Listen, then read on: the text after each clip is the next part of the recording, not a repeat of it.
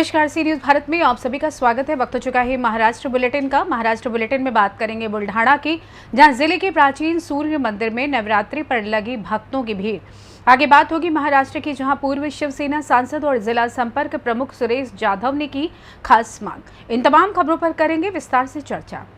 एक प्राचीन सूर्य मंदिर बुल्ढाणा जिले के मोतला तालुका में स्थित है। मान्यता है कि सूर्य मंदिर में आने वाला भक्त कभी खाली हाथ नहीं लौटता, यानी रोता हुआ आया आदमी यहाँ से हंसता हुआ ही जाता है। बहुत प्राचीन समय की कहानी है कि सूर्य भक्त के छोटे बच्चे की अचानक दृष्टि चली गई और उससे दिखना बंद हो गया। इस पर उन्होंने सूर्य की आराधना की और उनकी सूर्य भक्ति से प्रसन्न होकर भगवान सूर्य नारायण ने आशीर्वाद से बालक की आंखें अच्छी हो गई और वह पहले जैसा देखने लगा। जयपुर के वरिष्ठ नागरिकों एवं पुजारियों का कहना था कि अपने बच्चे की आंखें पूर्व व्रत होने की वजह से उस भक्त ने ये जागृत सूर्य मंदिर का निर्माण करवाया था। चूँकि जयपुर एक बहुत ही पिछड़ा गांव है, इसलिए कई लोगों को अभी भी इस सूर्य मंदिर के बारे में नहीं पता है। हालांकि जैसे जैसे दर्शन करने वालों की मनोकामनाएं पूरी होती हैं, अनुभव आ रहा है यहाँ भक्तों की संख्या बढ़ती जा रही है। रथ सप्तमी के समय श्रद्धालु यहाँ आकर सूर्याग महापूजा करते हैं। जय श्री राम। हमारा शुभ नाम गजानन महाराज है। हम जयपुर ग्राम के निवासी हैं। यह जयपुर ग्राम छोटा सा गांव है, तहसील मोतला है और डिस्ट्रिक्ट बुल्ढाना पड़ता है, महाराष्ट्र राज्य में आता है। यहाँ पर प्राचीन मंदिर है भगवान सूर्य नारायण। यह मंदिर की आख्यायिका इस प्रकार है, जो कि यहाँ भगवान जो पंचदेवता है उसमें से प्रमुख देवता सूर्य नारायण भगवान है। वहाँ यहाँ पर विराजमान है।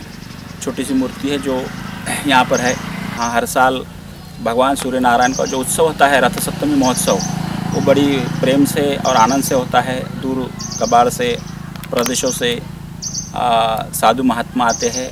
पौष मास में हर रविवार के दिन गांव के लोग आते हैं, पूजा पाठ करते हैं और भगवान सूर्य नारायण की याचना करते हैं। भगवान सूर्य को अर्घ्य देकर पूजा अर्चा की जाती है।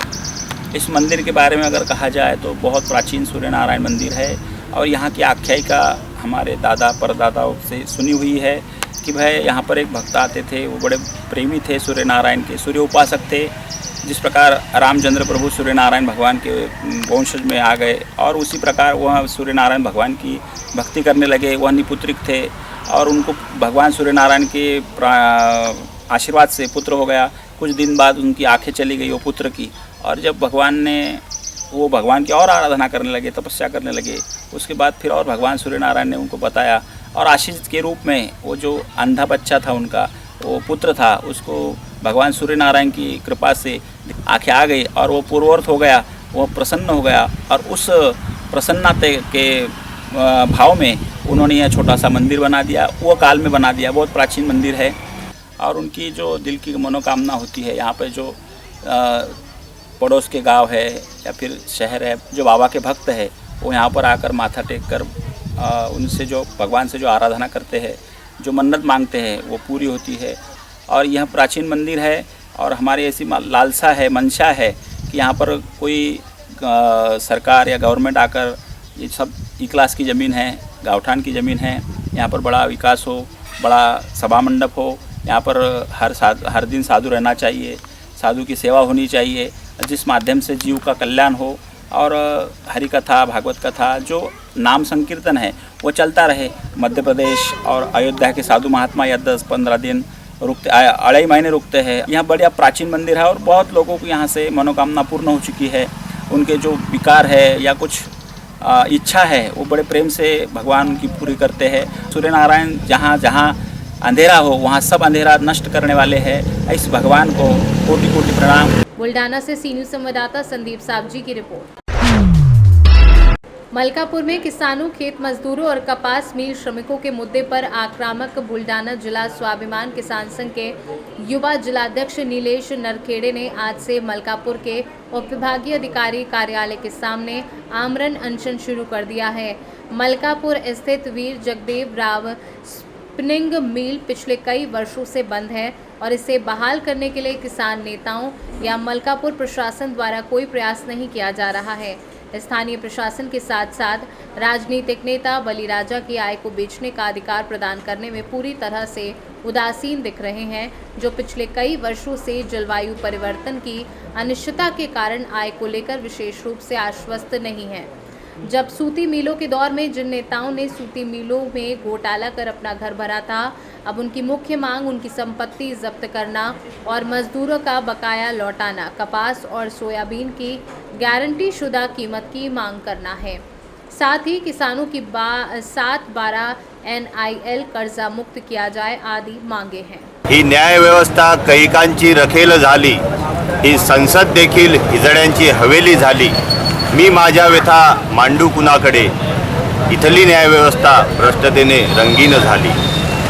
आज स्वाभिमानी शेतकरी संघटनेच्या वतीनं आम्ही मलकापूर तहसील कार्यालय येथे आमरण उपोषणासाठी बसलेलो आहे। आम्ही 3 मागण्या घेऊन मलकापूर तहसील कार्यालयासमोर बसलेलो आहे। त्यातली प्रमुख मागणी अशी आहे की मलकापूर येथील वीर जगदेवराव सहकारी सूतगिरणी ही पूर्ववत सुस्थितीत सुरू झाली पाहिजे। माझं इथलच्या आजी माजी आमदारांना सांगणं आहे, एक निवेदन आहे की तुम्ही या पुढाऱ्यांचा शोध घेऊन त्यांची चौकशी लावून या सूतगिरणीला न्याय देण्याचं काम करावं। अन्यथा आम्हाला शेतकऱ्यांना असं समजावं लागेल की तुमचा तरी कोणाचा यांच्या पाठीमागे हात आहे। या सूतगिरणीच्या भरोशावर कित्येक कामगार मजूर हे अवलंबून होते, त्यांचा संसार आज उघड्यावर पडलेला आहे। आणि आपला हा जो पट्टा आहे मलकापूर नांदुरा मोताळा, हा पट्टा कापसासाठी जगप्रसिद्ध म्हणून मानला जातो आणि त्या कापसाला न्याय देण्यासाठी आम्ही इथं आज बसलेलो आहे। आमची दुसरी अशी मागणी आहे की सोयाबीनला 6,000 रुपये हमीभाव आणि कापसाला 10,000 रुपये हमीभाव।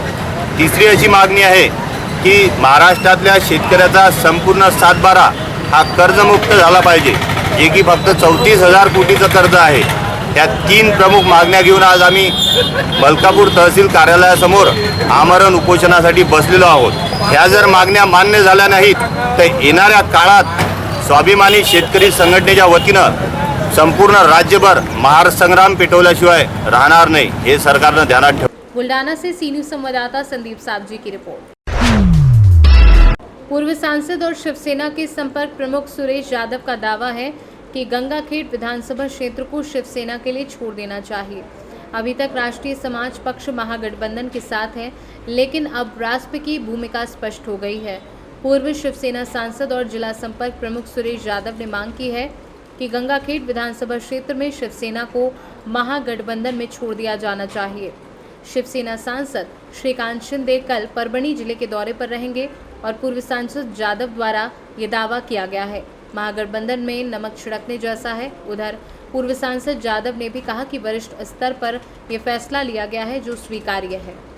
विधानसभेची रणधुमाळी जवळ आलेली आहे।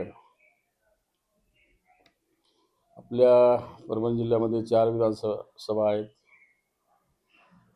त्यापैकी परभणी विधानसभा, पाथरी विधानसभा आणि गंगाखेड विधानसभा या 3ही विधानसभावर आमच्या पक्षाच्या वतीनं, शिवसेनेच्या वतीनं, धनुष्यबाणाच्या वतीनं 3ही विधानसभा लढण्यासाठी दावा केलेला आहे, मागणी केलेली आहे। कारण धनुष्यबाणाचं चिन्ह हे परभणीने दिलेलं चिन्ह आहे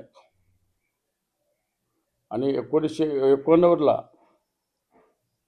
स्वर्गीय अशोकराव देशमुख यांच्या मताच्या मार्जिनवर धनुष्यबाणाचं चिन्ह मिळालेलं आहे। आणि हे धनुष्यबाणाचं हा गांडीव धनुष्य सध्या शिंदे साहेबाबरोबर आहे। या महाराष्ट्राच्या लाडक्या मुख्यमंत्र्यांनी बाळासाहेबांचा विचार, धनुष्यबाण आणि प्रगतीशील महाराष्ट्र हे स्वप्न घेऊन ते सातत्याने पुढे जात आहेत।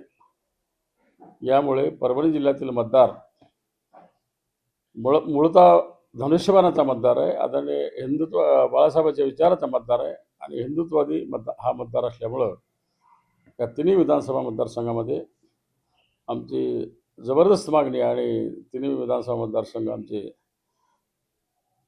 100% निघतील अशी मला खात्री आहे आणि यासाठी आम्ही ती मागणी केलेली आहे. महाराष्ट्र से सी न्यूज संवाददाता रामकिशन ठोंबरे की रिपोर्ट। फिलहाल न्यूज बुलेटिन में बस इतना ही। देश दुनिया की तमाम खबरों की जानकारी के लिए आप देखते रहिए सी न्यूज भारत। हर खबर आपके साथ, आपके हाथ।